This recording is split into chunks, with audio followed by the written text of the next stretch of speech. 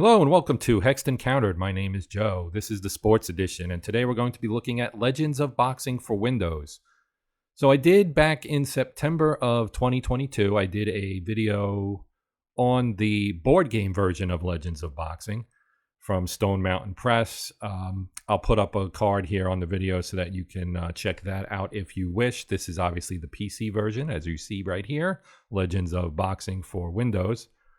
This is programmed by Richard Hanna, who's done a lot of, really good sports games, adaptations usually of board games. Like Second and 10 is an adaptation of the First and 10 football board game. I have Second and 10, love that game. Very solid replay type game that comes with basically every pro season since 1932. And there's a bunch of college stuff and things you can buy for it in addition to that you get, the college games and stuff. I will do a video on that game at some point because I do really enjoy it. But back to the matter at hand, we're looking at Legends of Boxing here. So what I'm going to do is I'm going to try and do a little series on this where I'll do a career. Now you have various options, as you can see. You can have an exhibition fight. You can create a universe. And then when you create a universe, that'll allow you to play with boxers that you've bought. They sell boxer packs, based on weight classes. So they have some heavyweights, they have middleweights, they have, welterweights, lightweights, flyweights, bantamweights, et cetera, et cetera, et cetera. Pretty much all the weight classes are represented. And this is available on asggames.com. So if you are interested in checking it out, I will pop the link in the description. So feel free to check out the site. But what I'm going to do here is this new career. So if you click that, you come in and you get your options. So some of you might know about this, but I have a website called legendsport.com. On there, I have a fictional sports universe that I've created called the Figment Sports Universe, essentially. It doesn't really have an official name. But I have an OOTP league in there that I've been running for a long time now. I started it as a kind of a self project in the 1946 season, and we're now in the 1876 season I started. We made it an online league in 1925. We are currently in the on league in 1946. So I've got 70 years of history, 70 seasons of history. I believe the league started in 2019, so we're about 4 years deep now. But anyway, I'm digressing, which I tend to do, and I apologize for that. But the point of that is, on legendsport.com, I have a multi-sport fictional sports universe. So I was going to, one of the guys in the league actually does boxing, so I'm not going to actually add this to that. But this is in the vein of something that I would do, and I'm considering actually doing a second universe, again, as kind of a solo project. So I'm going to start this in, let's say, 1946. So we'll go right after World War II. And I'm just going to call this Legend Sport for now. And you can pick any of the countries that are in here. We'll stick with the USA. I'm an American. Why not?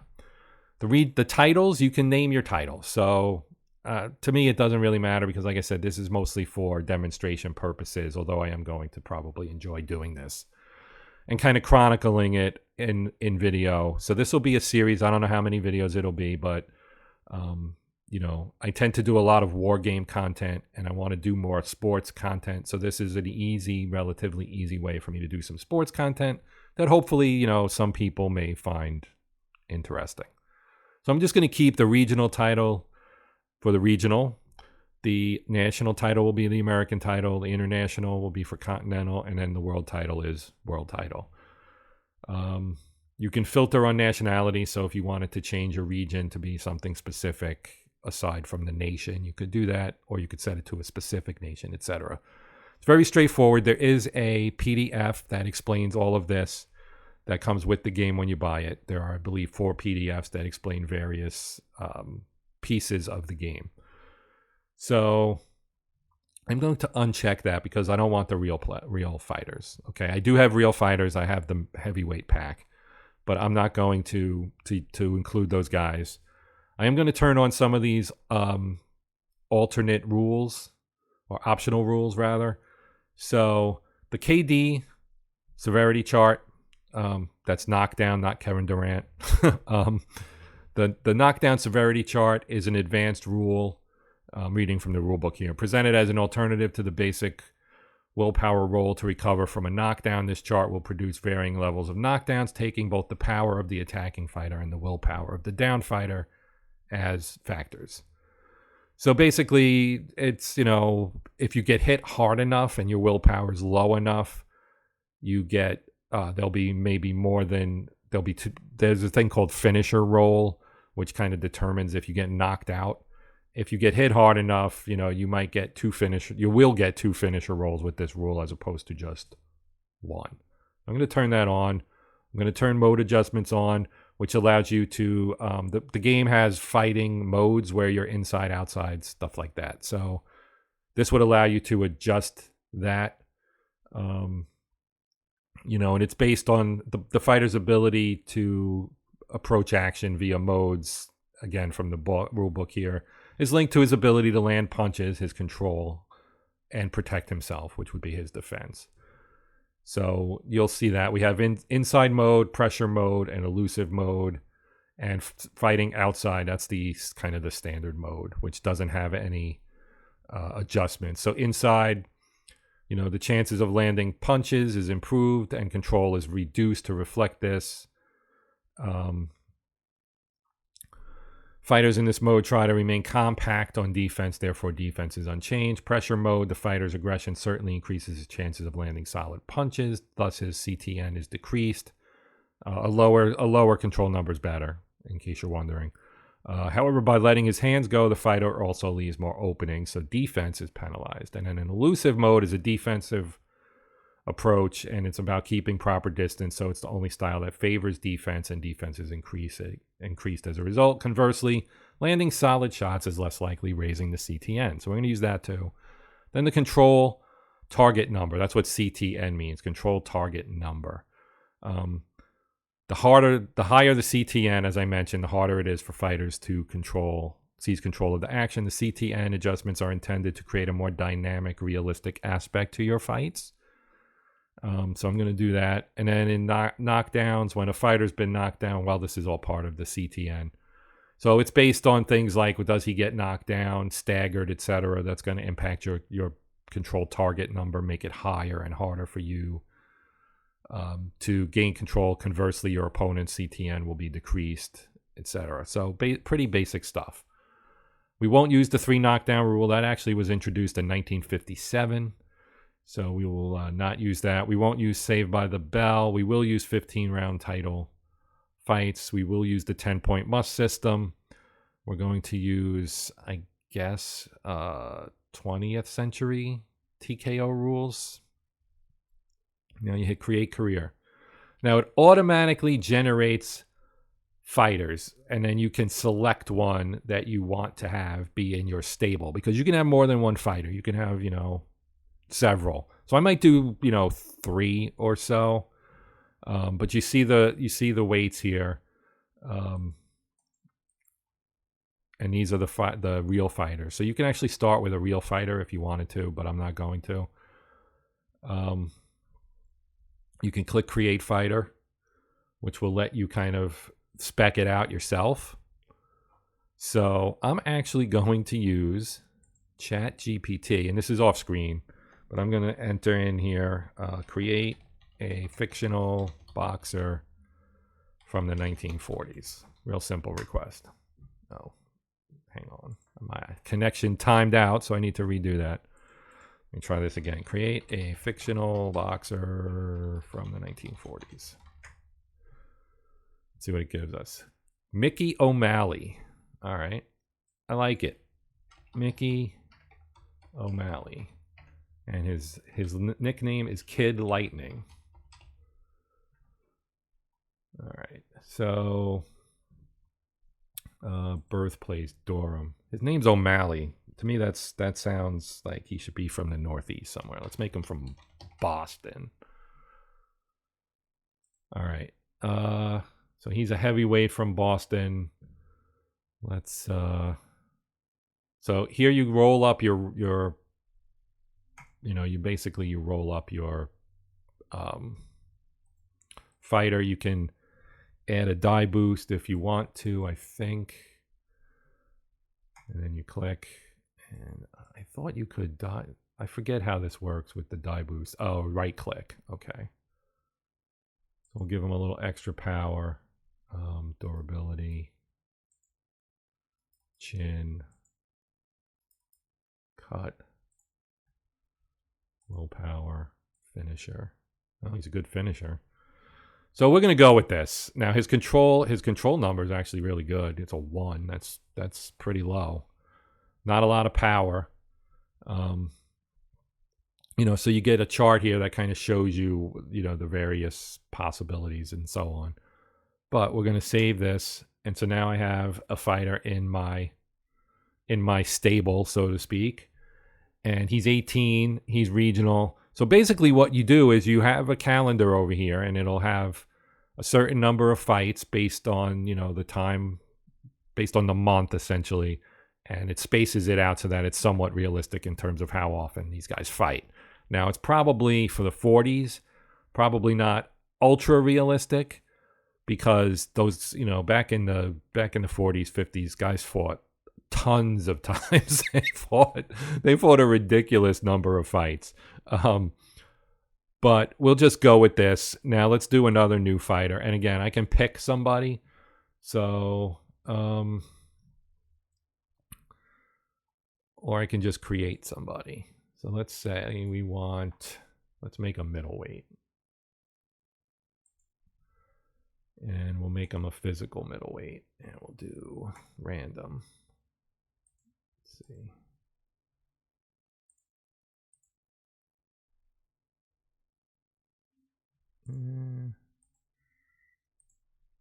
Some of these names don't feel like era appropriate.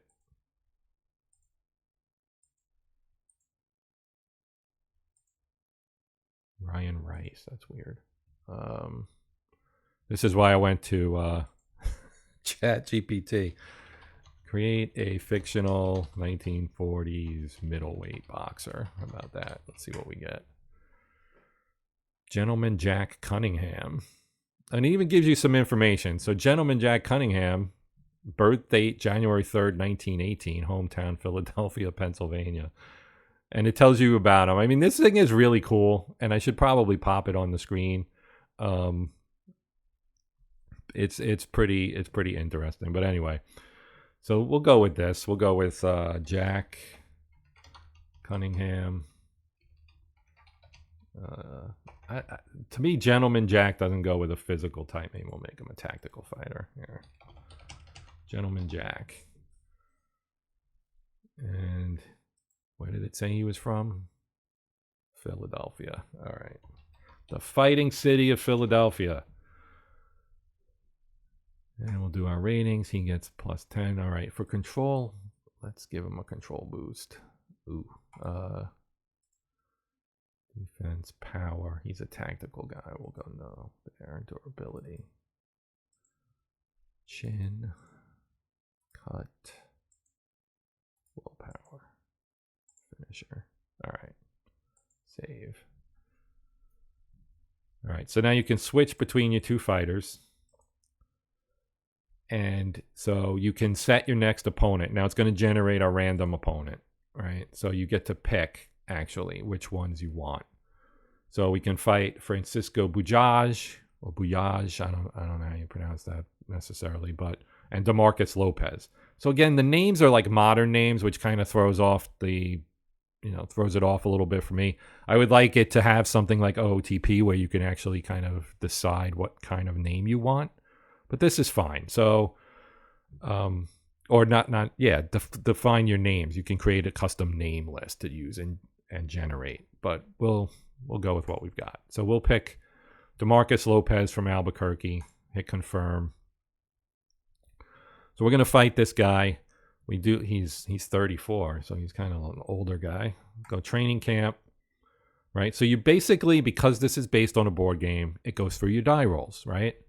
So we have, it's basically a D100. So we're going to start, 0, 1 through 100, and we roll. We got a 7. So hard call, reduce one of the following by a step: defense or control. We'll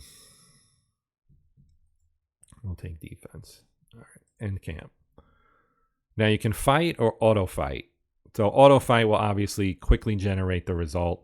And I might do that for this first fight only because I don't want this video to be super long and I've chattered around and digressed and all this other stuff. So hopefully you're still with me. But what I'm going to do is I'm going to do an auto fight for him. And then I'll do another video sometime soon where I will do Jack Cunningham's first fight and I'll fight it out manually. So there'll be a mixture of some auto fights and fighting things out. And I'm going to progress these guys.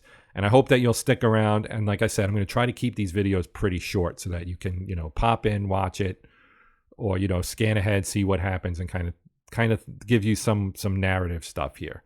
So I'm just going to auto fight this one. Now we have to roll again, and this is a D20 to increase something. So we rolled an 8, which will increase our durability by 1 step.